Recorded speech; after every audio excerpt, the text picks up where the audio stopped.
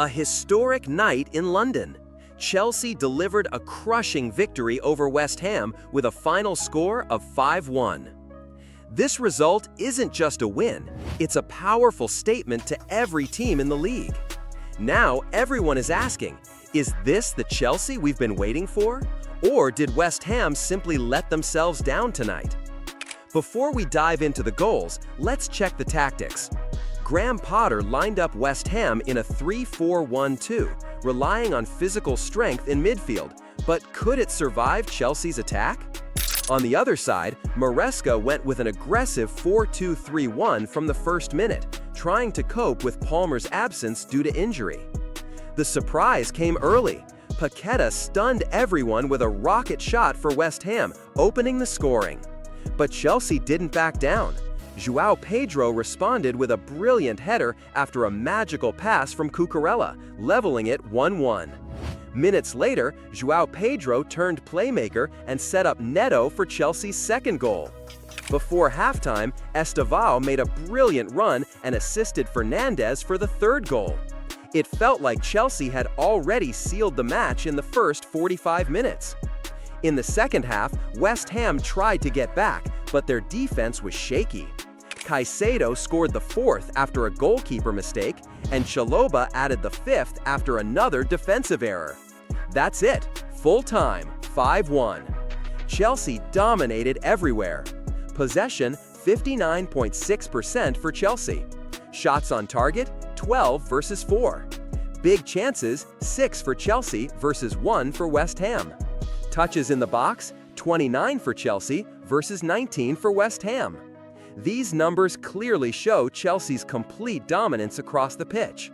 A huge win for Chelsea, a heavy defeat for West Ham. Can Chelsea maintain this high level in the upcoming matches? What do you think? Share your thoughts in the comments.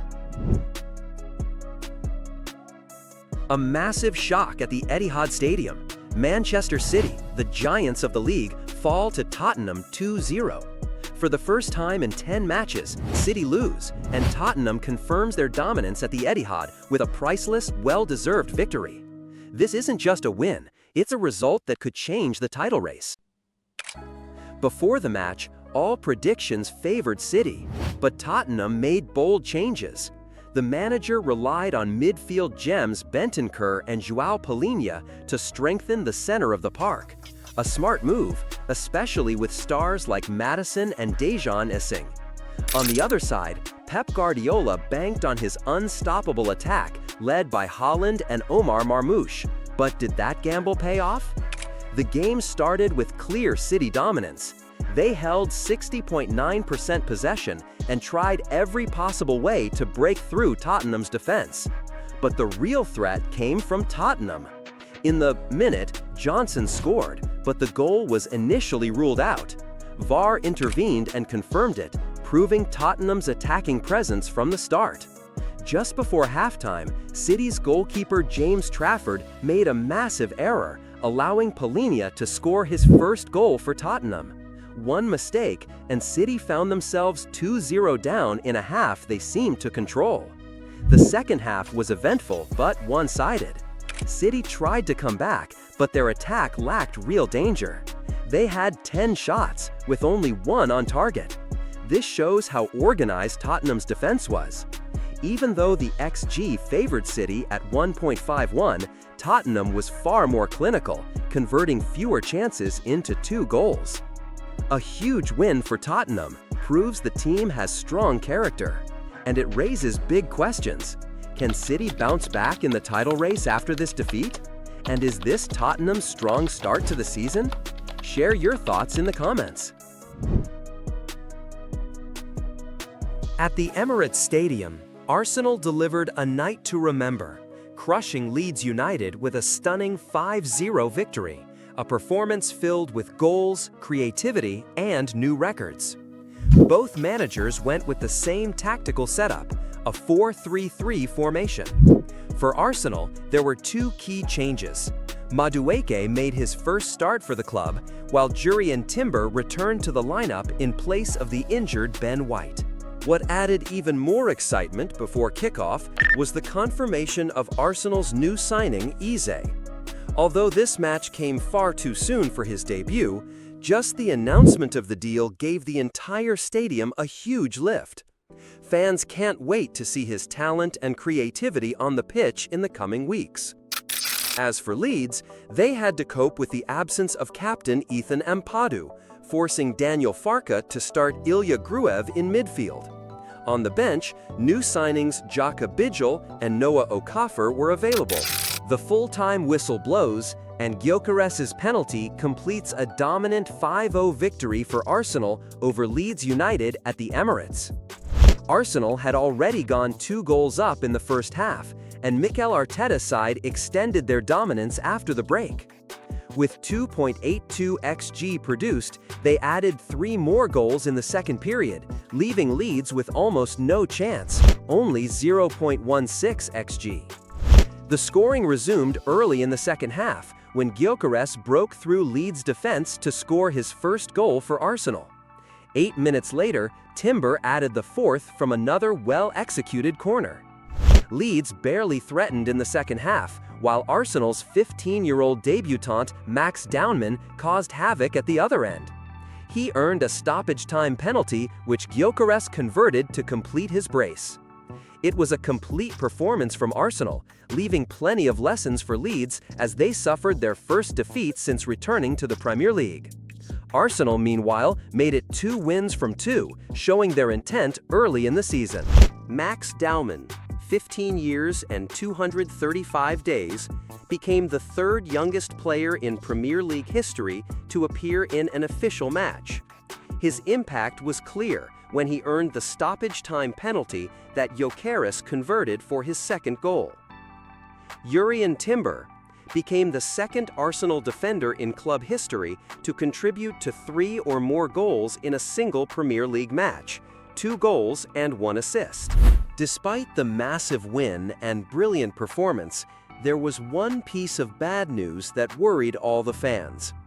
In an unfortunate moment, stars Bukayo Saka and Martin Odegaard suffered injuries that could keep them off the pitch for a period, a significant loss for the team. A statement win that boosts Arsenal's confidence and keeps their momentum alive. The team showed breathtaking attacking variety combined with rock-solid defending. The big questions now. Is this the start of a serious title push for Arsenal? Can Leeds recover quickly after such a heavy defeat? What a nightmare start to the season for Manchester United. A 1-1 draw with Fulham wasn't just frustrating, it piled even more pressure on the shoulders of manager Ruben Amorim.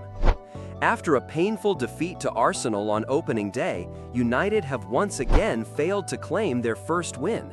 The big question now, with these setbacks, can Amorim survive in charge? At Craven Cottage, both managers made some interesting calls with their lineups. Manchester United lined up in a 3-4-2-1.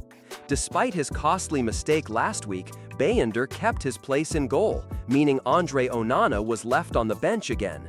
Amorim's only change was bringing in Ahmad on the right flank to replace Dalot. Benjamin Sesko was named among the substitutes, while Rasmus Højlund missed out completely. Injuries also ruled out Nusar Mazraoui and Lisandro Martinez. Fulham, on the other hand, set up in a 4-2-3-1. Marco Silva made 3 changes, with Castagne, Sessegnon, and Muniz all coming into the side. Muniz was rewarded with a start after his late strike against Brighton. Youngster King continued in the number 10 role, while Smith Rowe started on the bench. Former United man Andreas Pereira wasn't involved at all, with his exit from Fulham looking increasingly likely. The numbers tell the story of frustration. United started strongly, pressing high and pushing forward. Twice, Konya came close, striking the post on both occasions. But luck simply wasn't on their side. The most dramatic moment came from the penalty spot. Look at Randy Orton slithering. Watch out, watch out, watch out! Bruno Fernandes, the captain, stepped up. The stadium held its breath, but he missed it in shocking fashion. A golden opportunity wasted. And then came the punishment. Fulham struck through, Smith Rowe, and despite United's attempts to respond, they couldn't find a way back. The stats paint a clear picture. Fulham edged it in expected goals, 1.69 compared to United's 1.63, and looked sharper when it mattered most. But the real issue goes beyond this single match. Against Arsenal, United had 61% possession and created 1.52 xG, yet still lost. Now, against Fulham, they stumble again.